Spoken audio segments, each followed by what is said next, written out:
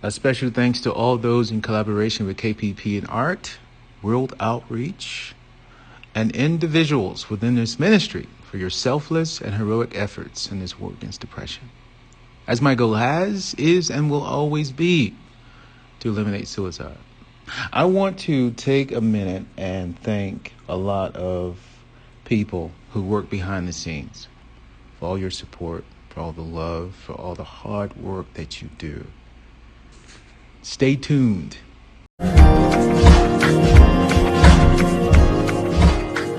So, and I'll tell you the reason why I have my computer open here in just a second. But I'm put my glasses back on so that way I can kind of see what's going on here. Earlier today, I mailed off an illustration to someone that I promised I would draw. And this is way back when I was doing illustration raffles on my Facebook channel, my authors page on Facebook, where I basically, how it works is that I would select someone from random, anybody, from my list of subscribers, and I would draw them. And I will post that, and whoever likes, share, or comment first, it don't have to be all three, it can be either one, that's who I would draw next. And it has been like the most I've done, like one or two every other week, I want to say. And it was, well, the week leading up to Christmas anyway, at least 4 days prior to. I decided that I was going to embark on the challenge to draw at least 10 people. I ended up drawing 11. I can only imagine their faces when they logged on to Facebook and saw their illustration or their face right there. I hope it brought some light into their day, made them feel a lot better. My aunt actually sent me a text and said that how it touched her so deeply that she began to cry. So yeah, that was my whole Christmas challenge thingy. So why I have my computer open? We have a website now, atkimble.com. I am so excited about that because basically now you can go directly to the website and it has everything there. It has my YouTube channel, where it has links to it anyway, and it has my Facebook page. You can go there as well. It has links to Sanity, Spirit of Nightwalker, sold on Amazon. So you guys can go in and check that out. I am like freaking amazed. For the future, I think I will be doing a forum where we can go on and we can do our discussions. I'll post relevant information pertaining to the Art of September episodes, future live streams. This would be like a one-stop shop, an easier way to stay connected, especially once I get the forum up and running. We're working on that. There's going to be links and resources available for those who are looking for that stuff as well. The same thing you see on our advisory channel, I'd like to have on this website, so there won't be you having to wait until live stream in order to get the help that you need. I think that's kind of silly. If you are someone who is interested in telling your story, someone who wants to get your story out there, then you can most certainly log on to atkimble.com and you can submit your request to tell your story. So if you are very excited about that and you really want to do that, then by all means, please submit your info. Getting to the more unfortunate news, Grandpa passing away this past week, and I literally thought today was Thursday. That's how basically slow my life has been. I'm trying to figure out how is it that people can be so healthy, they can be so happy, they can be so vibrant, and the next day it's like they're gone. And it's a shock. I literally just received a text saying that he was doing well, he went out and cut the grass. He was someone that was very, very strong. And I take a lot of my strength from my grandpa, obviously. I kind of lost track of time, being this is so fresh. But I'm doing exceptional. I'm not upset. I'm not sad. I'm not broken. I'm not hurt. It's just, I guess I'm still kind of like shocked. I had wrote something I want to read to you guys. I was going to use this in something I think I was working on at the time. I'm not sure how long ago I wrote this, and I'm not quite sure if I'm actually still going to use it at some point, but it doesn't seem to fit. It's entitled, Remember Us. For beyond the eye could see, across the endless sky, are no clouds. It seemed like never-ending, deepless blue. Black, crimson-eyed birds, a crypt, buried secrets, mysteries no one will ever know. Twisted paths between us, littered in silhouettes of trees.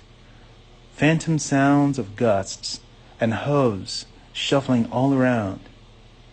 Such abandoned place, such a forgotten state. That's kind of like the way my writing was on Protagonize, just to kind of give you sort of like a snippet in my past. I think this is actually a cool reminiscence of that time when I thought I was a inspiring writer. I definitely encourage writers out there who are in the community to seek out an author's blog, or seek out a community of writers, people who share that similar passion. And even if it is for a season, like, you're not going to be doing this, you're not going to make a career out of this. It's still good to actually connect with these kind of people, because it helps you to see yourself from someone else's eyes, most especially those who've been doing it for a long time. I wanted to write, and it was only for a season. I didn't think at the time, when I was writing Sanity, it was for me to prove that I am an exceptional writer. I can do this. I can publish a book. And once I've done that, once I've actually completed that novel, that passion to continue writing, it wasn't there anymore. It's almost as if I felt mission complete. What else is there to do? Once you find something you truly enjoy doing, I think it's important for you to maintain a level of consistency, because when the time comes for you to be tested, which it will come, it's inevitable, it's inevitable, it will come, then use that as your means of staying focused and getting through whatever life has to throw at you. I don't know about you, but I sleep better at night knowing that I have something to wake up to.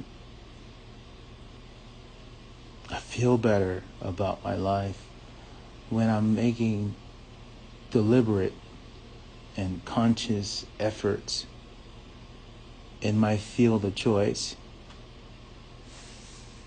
the field I'm so passionate in. It feels like you're actually in control of your own destiny. You feel it's a peace of mind. It's miserable going through life and you're not sure who you are. You're searching for that, and you're trying to accomplish just the understanding of what your craft is, doing something that you can literally do 7 days a week that makes you happy. It's worth getting through whatever it is I have to get through in order to get to my calling, my happiness, my place in which I fit. It's like a puzzle piece. It's where you fit perfectly. It's sanctuary. It's like my safe house, a place where I can go and I won't have to worry. It's almost as if I shut the door to all the problems in life. Engaged in my craft. It's important to have. That distraction, it really helps. It really gets me through not just the death, the unexpectancies in life, but it helps me get through the days when I'm hit with more than I can bear. At least I feel. And I mean, I just challenge you guys to really look into your purpose, your reason. Everyone is put here for a reason. I don't believe that death is the end. I've always had this feeling that there was something beyond this life, something that our conscience slips off to. It leaves the body behind because it's just dead weight. It's a body. It's something that's physical, something that's tied to this physical world. I know that a lot of you guys might have that same experience too, where you lost someone you truly loved, and you wonder just how in the hell am I going to look? How am I going to look forward to tomorrow? Right at the start of this year, I lose someone important to me. You know, that's the good news about doing this. I'm able to not only to use this as a distraction, but to broadcast some of my latest work, answer some of your questions in regards to my latest work. Every unfortunate circumstance, I try and see the positivity in it. For example, death, consciousness is something that is very, very strange and unknown to mankind. But the one thing that's compelling, and it has been one of the most controversial discussions there is in the scientific community, is that do we continue to exist after our bodies have expired? Not only that, but it has been detailed in records, ancient records. The Bible is one of them, but people have talked about this abyss. I myself, I've seen briefly what was on the other side. I'm working on a video, by the way, and I'm trying to get it done. I did several illustrations. Once you open the door to your creativity, it's very, very hard for you to revert back. You'll be looking at your mind would, it's almost as if you're operating on a different level. You're moving, I heard someone say this, you're moving to the beat of a different drummer. What I found with depression, and you guys could agree to, is that you have got to stay busy. You have to give your life meaning and purpose. Because I know that if I don't give my life meaning or purpose, it's not going to be a long, faithful and healthy life. It's going to be a very short one.